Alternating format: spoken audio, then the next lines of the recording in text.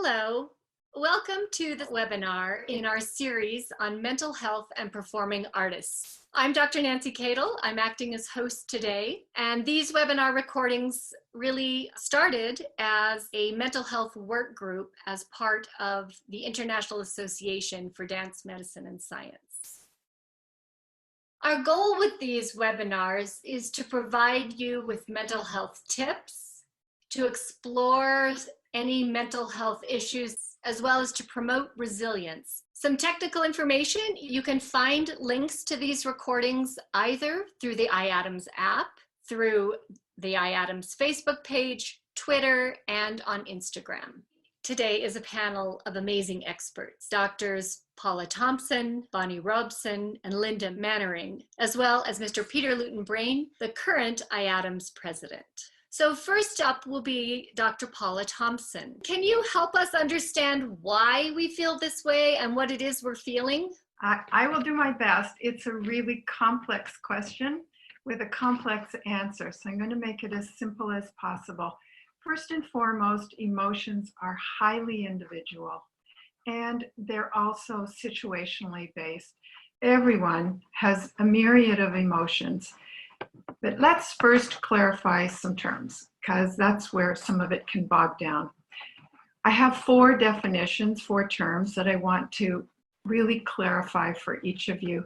Affect is a psychological term. It's a term that is used that combines emotions and moods. It's very biologically rooted. It gives us a feeling of pleasure or displeasure. It's a positive or a negative feeling. It can give us tension or relaxation, or it gives us a feeling of energy or tiredness. Sometimes our affects are blunted, and sometimes they're highly volatile. So moving to the second term, emotion. Emotion is literally energy in motion. It's always changing and moving. It tends to be short-lived, and as performers, we rely on emotions for our expressivity. The third one is mood. Mood is longer, it's more pervasive. It might last hours, days, or for some people, years, or even a lifetime. And when you're in a mood, a good mood or a bad mood, you can have emotions running through and affect. And lastly, the fourth term is feelings. Feelings are our subjective, conscious awareness that we have an emotion. So many times when you're a performing artist, someone might say, "What are you feeling?" And for some, they say, "I don't know, I'm turning," or any number of phrases like that.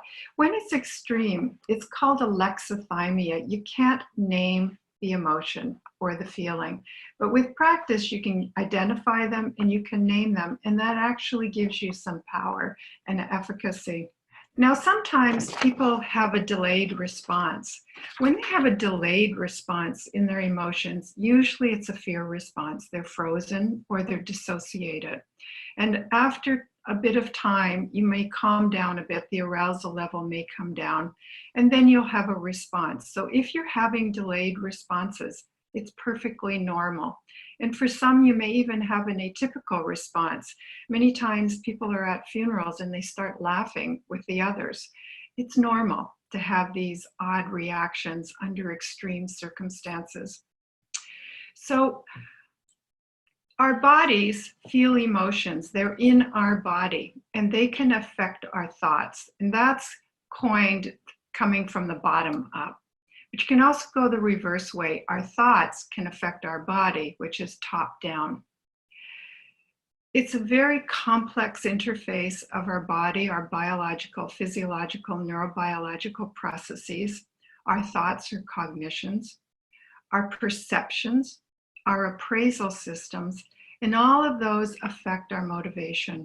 So when we look at this topic, we're looking at incredible complexity. So I'm going to shift it to a slightly different angle and look at temperament, because that interacts with emotions. Jerome Kagan is this really cool researcher, and he did a study of newborn babies. He had a whole bunch of little babies, and he looked at them, and some did not react to sound or light. They just kept sleeping. and others were highly reactive. They didn't like the sound, they didn't like the light. Then he tracked them into young adulthood and looked at their temperament throughout time. And the highly reactive ones remained highly reactive. One baby in particular was called Baby 19. And Baby 19 was the most anxious of all the babies. And that baby stayed anxious. So they did MRIs, and sure enough, there were different brains interacting with the situations that were happening. The good news is those folks who were on the continuum of the anxious brain, the worried lot, the born to be worried, if they took music or dance and really practiced that, they were able to transfer that anxiety to something else. And that was collectively higher conscientiousness and a sense of self-control. So even though they were anxious, and definitely they also developed skills for control and conscientiousness. My lived experience is many dancers are very sensitive. They may be closer to the Baby 19, or they may not feel anything and be wondering why you're talking about emotions. All fine and well. Our temperament, the situations all affect how we interact. And the most important thing is it's moving energy. So we're living in really hard times right now. And we don't know if we're Baby 19 or Baby 20, but we do know that we're doing our best. And there's others to reach out to share this moving energy. So thank you, Nancy, and good luck, everybody. Our hearts are with you and with all of us. Thank you so much, Dr. Thomson, for helping us to understand these really complex concepts and terms regarding emotions and all the possible varied individual responses we might have. Next, I'd like to hear from Mr. Peter Lewton-Brain. Mr. Lewton-Brain, what insights do you offer to dancers regarding the emotions that they're feeling right now? I think when anyone thinks of a dancer, and all dancers will know this, that people say, oh, you're so passionate. And there's this passion for dancing, you're so passionate. Dancers not only want to move themselves, but they want to move other people. And how do you move other people? And this, I think, comes back to the word emotion. And you know, that one letter between E and M, and we've got emotion and motion. And of course, how you move people is the quality of motion. And how do you make quality of motion? I think the dancers are on a roller coaster now of emotions. It's going up and down and changing every day. And I think something we don't have to run away from, but to embrace. Those are the feelings which you can store in a kind of library, in an emotional bank. So when we come out of this and you're dancing roles, there can be much more depth to it and more emotion to those movements. And the area of the body which often gets tight in this area, so the emotional center, you have the center of gravity, center of movement, and the center of emotions, which is around the sternum area. And this is a whole region between the throat and the sternum, which is perhaps the least developed in dancers. You know, if we could speak, we would be actors, but we don't like to speak, so we dance. So this is a sort of restricted area. So I'm going to do a little exercise to use this period, because it may well be tighter in this period, because we might wake up at 4 in the morning just thinking, what am I going to do? And it may be a bit tighter, a bit more useful. So we're going to do a little exercise to feel that and improve your emotional quality in your dancing, which you then can use when you get back. So we're going to do a fascial exercise. So we're going to put one hand on the sternum, and you can do your port de bras to the side. You can't see my arm completely. Start from the wrist, and you move the wrist, the elbow, until you feel the sternum moving. And at that point, my heart is moving, pericardium and heart, and then you do the movement. Now, the way you can create to move somebody else is if your heart moves, their heart moves. And this is a process through mirror neurons. So if you do a movement without your heart, it's a movement. If you wait for that heart to move, that pericardium moving, and you wait, and then you do the movement, this is a dance gesture.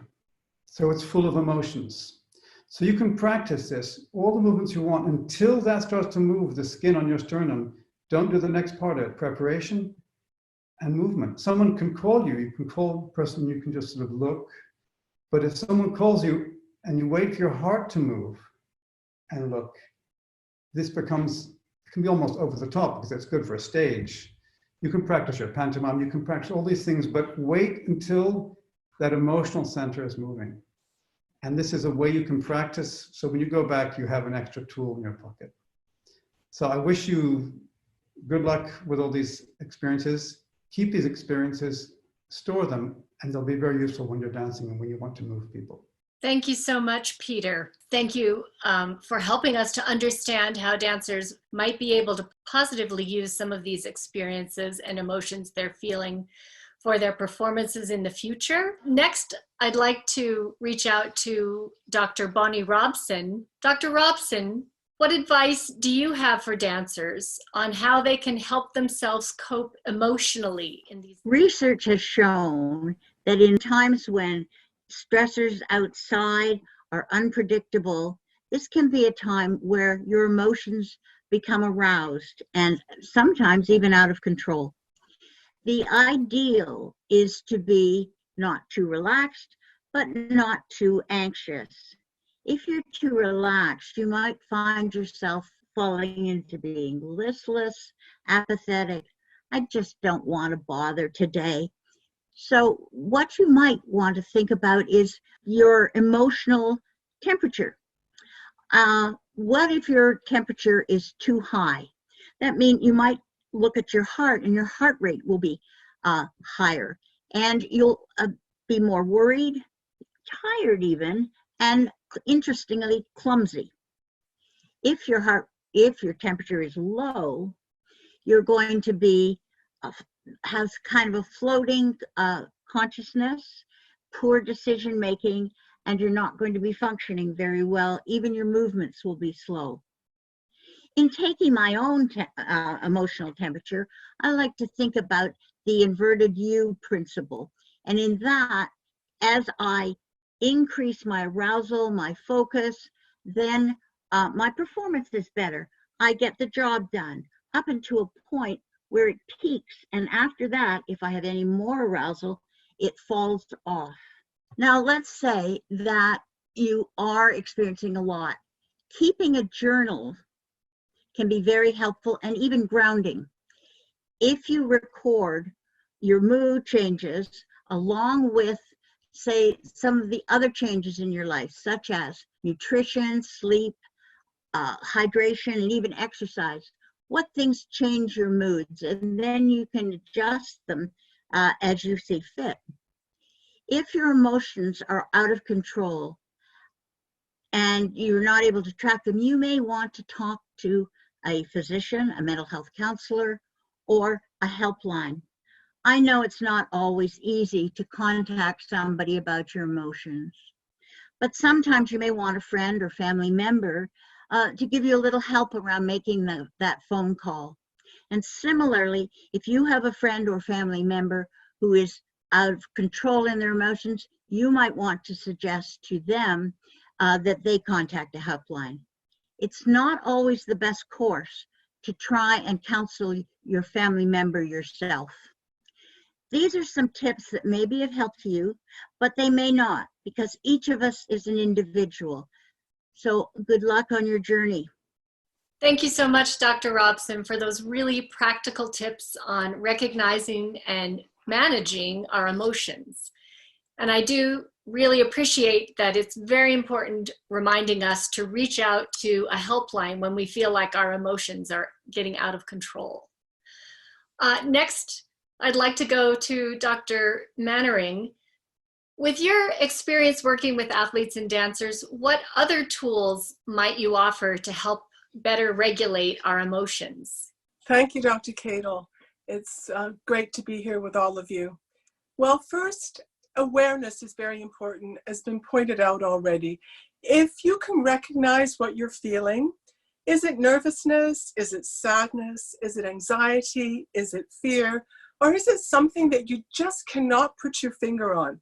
Becoming aware of that sensation, that feeling, and taking your emotional temperature is the first step in trying to figure out what we can do with it. Second, if you can acknowledge that feeling, that emotion, that mood, that affect that is resonating inside of you, and perhaps reflect on it and put a word to it, and that way you can accept that feeling, embrace it, as we mentioned, and validate that feeling by acknowledging its presence. Even if you cannot put a label or a word to it, you can have that sense of what that feeling is. I once spoke to someone who told me that he felt wrong. He didn't feel right. He felt off. He was off kilter.